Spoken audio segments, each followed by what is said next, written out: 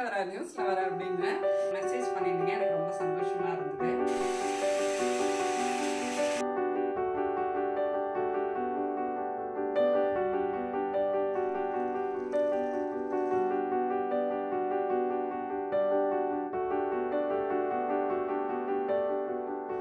Hi friends, ஒரு ஹாப்பியான விஷயம் உங்க கூட நான் ஷேர் பண்ணிக்கணும்னு நினைச்சேன். இது என்னோட ஃப்ரெண்டு மூலியமா எனக்கு தெரிஞ்சது.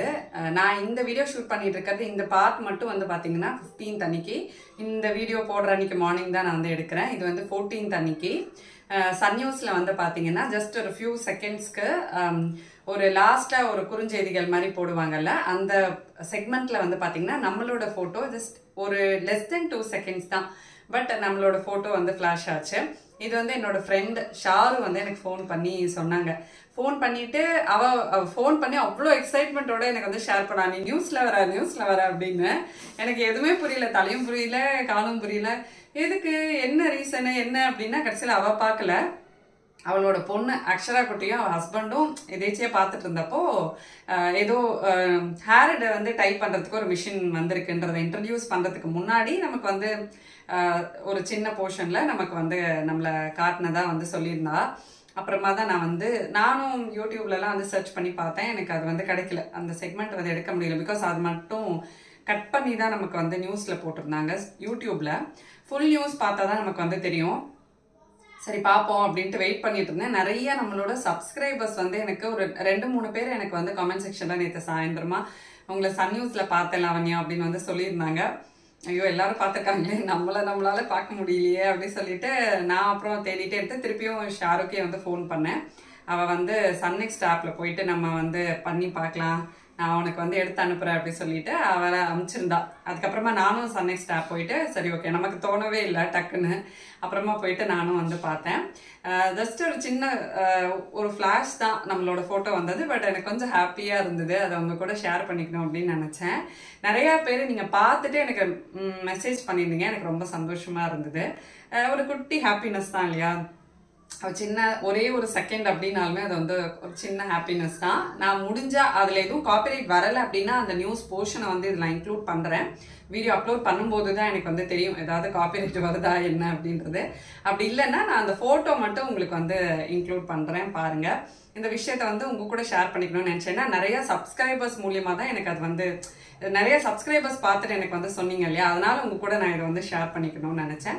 இதுக்கப்புறம் ஒரு போர்ஷன் பாத்தீங்கன்னா இது ஸ்கூல்ல எல்லாம் ஸ்டார்ட் பண்றதுக்கு முன்னாடி ஹாலிடே டைம்ல எடுத்த ஒரு கிளீனிங் விளாக் தான். அதை நான் இதை இன்க்ளூட் பண்றேன். பாருங்க, நீங்க எல்லாரும் எனக்கு ஷேர் பண்ணதுக்கு ரொம்ப ரொம்ப தேங்க்ஸ். நான் ஆடியோ இன்க்ளூட் பண்ணலை. பல்சுவை செய்திகள் அப்படின்ற ஒரு போர்ஷனில் பார்த்தீங்கன்னா ஒரு மிஷின் இன்ட்ரடியூஸ் பண்ணுறதுக்கு முன்னாடி நமக்கு ஒரு சின்ன போர்ஷனில் நான் கிரைண்டர் ரிவ்யூ பண்ண பிக்சர் இன்க்ளூட் பண்ணியிருந்தாங்க. எனக்கு அது சந்தோஷமாக இருந்தது. இந்த விளாக் பார்த்தீங்கன்னா நான் கொஞ்ச நாள் முன்னாடி எடுத்தது தான். இன்ஃபேக்ட் ரொம்ப நாள் முன்னாடி எடுத்தது. இந்த ரெசிபி நான் மிஸ் பண்ணிட்டேன். சரி இதில் இன்க்ளூட் பண்ணலாம் அப்படின்ட்டு நான் இதில் இன்க்ளூட் பண்ணுறேன். ஒரு நாள் டின்னருக்கு பார்த்தீங்கன்னா சப்பாத்திக்கு நான் பிளாக் சென்னா யூஸ் பண்ணி தால் பண்ணியிருந்தேன். இந்த ரெசிபி சூப்பராக இருக்கும். நீங்கள் கடலைக்கறி மாதிரி தான் இருக்கும் சாப்பிட்றதுக்கு. நம்ம புட்டு பண்ணுறப்போ இல்லை ஆப்பம் அதோடலாம் சைட் டிஷ்க்கு ரொம்ப ரொம்ப டேஸ்டியாக இருக்கும். இதுக்கு நல்ல ஒரு ஓவர் நைட் சோக் பண்ணி வச்சுருங்க. இல்லை ஈவினிங் பண்ண போகிறீங்க அப்படின்னா மார்னிங் சென்னா சோக் பண்ணி வச்சுருங்க.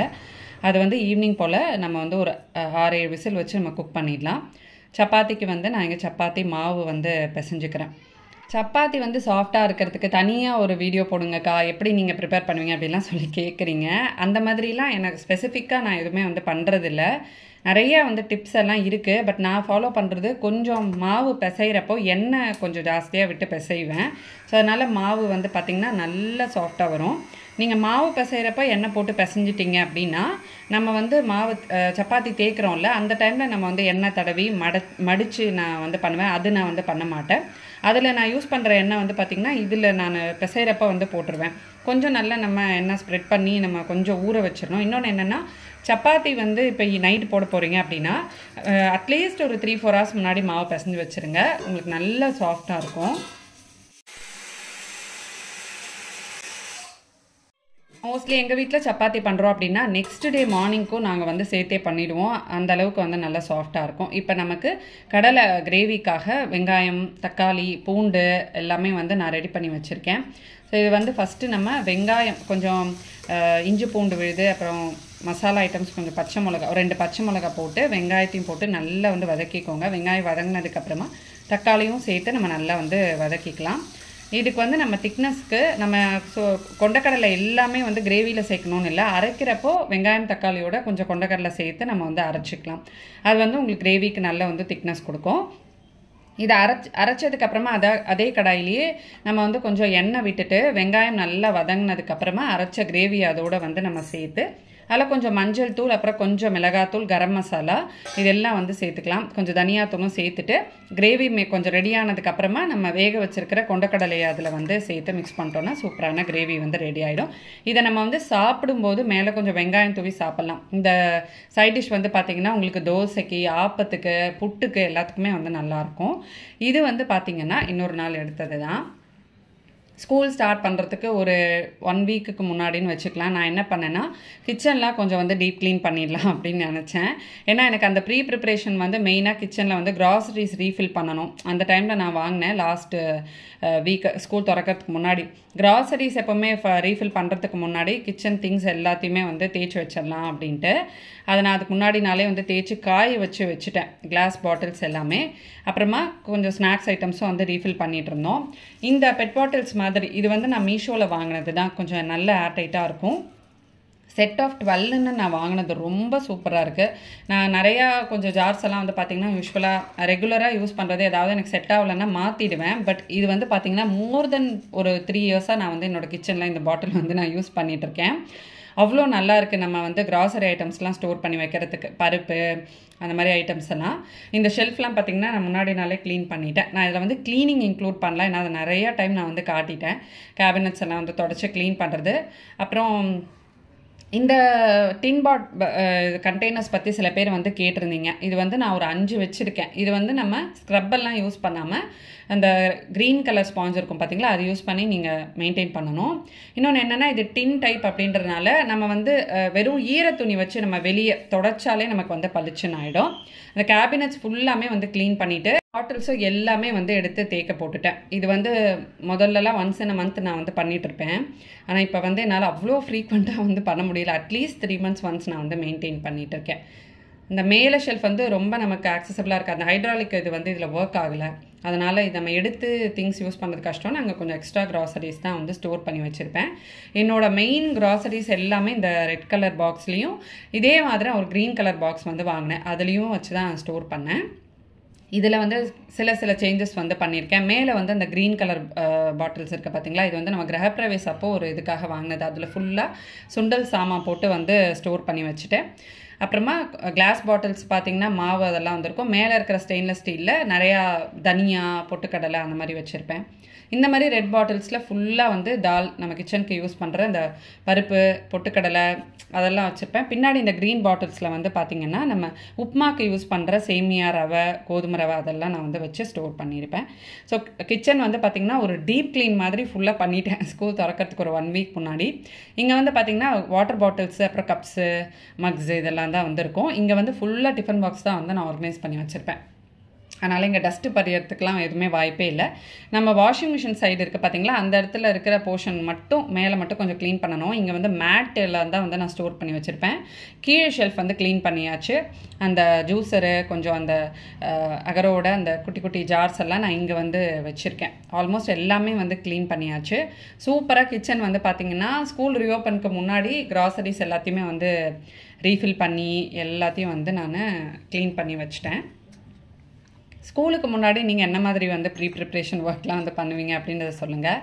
அண்ட் நம்ம கிச்சனில் வந்து பார்த்திங்கன்னா மெயின்டெனன்ஸ் வந்து ஈஸியாக இருக்கிறதுக்கு கண்டெய்னர்ஸு, சில பிளாஸ்டிக் கண்டெய்னர்ஸை நம்ம யூஸ் பண்ண அந்த ஒரு கலர் வந்து பார்த்திங்கன்னா மங்கிடும். நம்ம வாங்குறப்ப இருக்கிற அந்த புதுசாக கிளாஸ் மாதிரி இருக்கிறலாம் வந்து இருக்காது. அப்படி போக போக போக கலர் மங்கிடும்.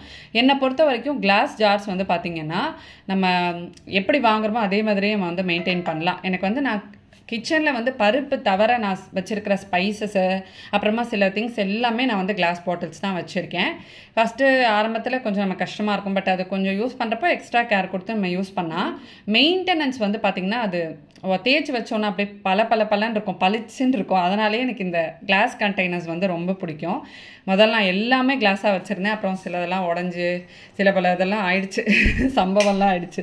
அதனால் நான் கொஞ்சம் கிளாஸ்லாம் மாற்றி அத்தைக்கும் யூஸ் பண்ணுறதுக்கு ஈஸியாக இருக்கிறதுக்காக நான் வந்து இப்போது அந்த க்ராசரிஸ் எல்லாம் கொஞ்சம் பிளாஸ்டிக்கில் வந்து மெயின்டைன் பண்ணுறேன்.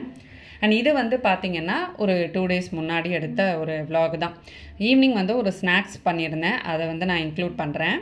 அதாவது கஸ்டர்ட் பவுடர் வந்து வச்சு ஃப்ரெஞ்ச் டோஸ்ட் மாதிரி நிக்கிலுக்கு வந்து ரெடி பண்ணி கொடுக்கலாம் அப்படின்ட்டு. எக்கு வந்து நீங்கள் சாப்பிடுவீங்க அப்படின்னா எக்கு நம்ம வந்து அதில் கொஞ்சம் நல்லா பீட் பண்ணி போட்டுட்டு கொஞ்சம் சர்க்கரை போட்டு அதை வந்து நம்ம டிப் பண்ணி யூஸ் பண்ணுவோம். இப்போ இதுக்கு வந்து பார்த்திங்கன்னா சர்க்கரை கொஞ்சம் பொடி பண்ணி எடுத்துக்கணும். அதுக்காக நான் ஒரு 4 டேபிள் ஸ்பூன் வந்து மிக்ஸி ஜாரில் சர்க்கரை போட்டு பொடி பண்ணி எடுத்துக்கிறேன். இது வந்து குழந்தைங்களுக்கு இப்போ ஆஃப்டர் ஸ்கூல் நம்ம வந்து ஒரு ஸ்நாக்ஸ் மாதிரி பண்ணி கொடுக்கலாம், சூப்பராக வந்துருக்கும். இதுக்கு கொஞ்சம் அகலமாக இருக்கிற ஒரு ட்ரே மாதிரி வந்து எடுத்துக்கோங்க. இதில் வந்து பால் சேர்த்துக்கலாம். நீங்கள் எக் யூஸ் பண்ணுவீங்கன்னா எக்கு சேர்த்து நீங்கள் வந்து பண்ணிக்கலாம், இல்லைன்னா இந்த மெத்தடில் நீங்கள் வந்து பண்ணலாம். பால் சேர்த்து காய்ச்சின பால் தான், பால் சேர்த்துட்டு இதில் வந்து ஒரு 3-4 டேபிள் ஸ்பூன் வரைக்கும் பவுடர்டு சுகர் வந்து சேர்த்துக்கோங்க. நம்ம நல்லா மிக்ஸ் பண்ணிக்கலாம். அப்புறமா கஸ்டர்ட் பவுடரில் அந்த வெண்ணிலா ஃப்ளேவர் இருக்குல்ல, அது வந்து ஒரு 3 டேபிள் ஸ்பூன் வந்து சேர்த்துக்கோங்க, 2 இல்லைன்னா 3. இப்போ இது வந்து நம்ம எல்லாத்தையும் நல்லா பாலில் போட்டு மிக்ஸ் பண்ணிக்கலாம். லம்ஸ்லாம் இல்லாமல் நல்லா கரையிற வரைக்கும் இதை வந்து மிக்ஸ் பண்ணிவிட்டு நம்ம யூஸ் பண்ணுற ப்ரெட்டை வந்து எடுத்து இதில் அப்படியே போட்டு சோக் பண்ணணும். நான் வீட் ப்ரெட் தான் வந்து எடுத்திருக்கேன். இது வந்து லைக் கொஞ்சம் வித்தின் 2 minutes நம்ம வந்து குழந்தைங்களுக்கு பண்ணி கொடுத்துடலாம். ஸ்கூல் டைம்ஸ் இருக்குது அப்படின்னா நமக்கு இந்த ஸ்நாக்ஸ் ரெசிபீஸ் வந்து நிறையா தேவைப்படும், நிறையா வந்து யோசிச்சுட்டே இருக்கணும். ஏன்னா இப்போ வந்து நம்மெல்லாம் ஃப்ரூட்ஸோ இல்லை ஏதாவது நம்ம காராசேவை சிப்ஸு கொடுத்தா கூட ஸ்நாக்ஸுன்னு நம்ம சாப்பிட்ருவோம். நம்ம காலத்துலலாம் அவ்வளோதான் வந்து ஸ்நாக்ஸு. பட் இப்போ வந்து ஸ்நாக்ஸே பார்த்திங்கன்னா பயங்கரமாக வந்து எதிர்பார்க்குறாங்க பசங்க. ஸோ அதுக்கு வந்து நம்ம நிறையா வந்து ரெசிபீஸ் கற்றுக்க வேண்டியதாக இருக்குது. நம்ம வந்து செஃப்பே ஆகிடும் போல் இருக்குது. குழந்தைங்களுக்கு சமைச்சு அவங்களுக்கு வந்து அந்த வெரைட்டிஸ் தேவைப்படுறதுனால நிறையா ரெசிபீஸ் கற்றுக்கிறதுனால நம்ம வந்து அந்த மாதிரி ஆகிடுவோம் போல் இருக்குது. இப்போ நான் வந்து ப்ரெட்டை இந்த பாலில் வந்து நல்லா சோக் பண்ணி எடுத்துட்டேன். ஒன்று மேலே ஒன்று வச்சுக்கோங்க, 2 ப்ரெட்டாக நம்ம வந்து வச்சுக்கலாம். ஏன்னா அது ரொம்ப நம்ம பாலில் சோக் பண்ணனால ரொம்ப டெலிகேட்டாக இருக்கும். அதனால் 2 ப்ரெட்டை வந்து நம்ம ஒன்றுக்கு மேலே ஒன்று வச்சு இந்த மாதிரி 4 ப்ரெட் நம்ம எடுத்துக்கலாம். இந்த பேனில் இல்லை தோசை தவாவில் பட்டர் போட்டுக்கோங்க. பட்டர் நல்லா சூடானதுக்கப்புறமா இதை நம்ம போட்டு 2 பக்கமும் ஃப்ளிப் பண்ணி நம்ம நல்லா கொஞ்சம் கோல்டன் ப்ரௌன் ஆனதுக்கப்புறமா இதை வந்து எடுத்துட்டிங்கன்னா வித்தவுட் எக்ஸு நம்ம வந்து ஃப்ரெஞ்ச் டோஸ்ட் இந்த மாதிரி மெத்தடில் ரெடி பண்ணலாம். இதுவே ஒரு 2-3 மெத்தட் நான் வந்து பார்த்தேன். இதே மெத்தட்லேயே நம்ம நடுவில் வந்து சீஸ் ஷீட் போட்டு அந்த மாதிரியும் வந்து ரெடி பண்ணலாம், சூப்பராக இருக்கும்னு சொல்லியிருந்தாங்க. ஆனால் நிக்கில் வந்து சீஸ் வேணாம் இதுக்கு அப்படின்ட்டான். அதனால் நான் இந்த மாதிரி வந்து பண்ணிட்டேன். டேஸ்ட் வந்து அவ்வளோ அல்டிமேட்டாக இருந்ததுங்க, சூப்பராக வந்து இருந்தது சாப்பிட்றதுக்கு. ஏன்னா கஸ்டர்ட் பவுடரோட ஃப்ளேவரு பாலோட ஃப்ளேவர் எல்லாம் ப்ரெட்டில் இறங்கி சூப்பராக வந்து இருந்தது. உங்களுக்கு நல்லா இன்னும் கொஞ்சம் ஸ்வீட்னஸ் பிடிக்கும் அப்படின்னா சர்க்கரை வந்து ஒரு 5 டேபிள் ஸ்பூன் கிட்ட நீங்கள் பவுடர் சுகர் வந்து சேர்த்துக்கலாம். ஒயிட் சுகர் வேணாம் அப்படின்னா நம்ம வந்து ப்ரௌன் சுகரும் சேர்த்துக்கலாம். ப்ரௌன் சுகர் இது சேர்த்துக்கிட்டாலும் நல்லாயிருக்கும். வீட் ப்ரெட்டோடு அதை சேர்த்து சாப்பிட்றப்போ டேஸ்ட் வந்து நல்லாயிருக்கும். இப்போ மேலே வந்து பார்த்திங்கன்னா இந்த மாதிரி கோல்டன் ப்ரௌன் ஆனோடனே இதை வந்து எடுத்து இதுக்கு மேலே நம்ம வந்து வாழைப்பழம் ஒரு 2-3 வாழைப்பழம் அப்படியே வச்சு கார்னிஷ் பண்ணி கொஞ்சம் மேலே ஹனி போட்டு சாப்பிட்டோன்னா வேறு லெவலில் இருக்கும். கண்டிப்பாக ட்ரை பண்ணி பாருங்கள். நான் நிறையா என்னோடய வீடியோஸில் மோஸ்ட்லி வந்து குழந்தைங்களுக்கு எடுத்துகிட்டு போகிற மாதிரி lunch recipes, dinner recipe, snacks recipe நிறையா வந்து இன்க்ளூட் பண்ணுறேன். இதெல்லாம் உங்களுக்கு யூஸ்ஃபுல்லாக இருக்கா அப்படின்றத வந்து சொல்லுங்கள். இந்த வீடியோ இதோட நான் முடிச்சுக்கிறேன். நெக்ஸ்ட் ஒரு இன்ட்ரெஸ்டிங்கான யூஸ்ஃபுல்லான ஹாப்பியான vlogல மீட் பண்ணுறேன். ரொம்ப ஹாப்பியான சந்தோஷமான ஒரு விஷயம் இந்த வீடியோவில் உங்கள் கூட ஷேர் பண்ணது எனக்குமே வந்து ஹாப்பியாக இருந்தது. பாய். ஓ மிஸ்டர்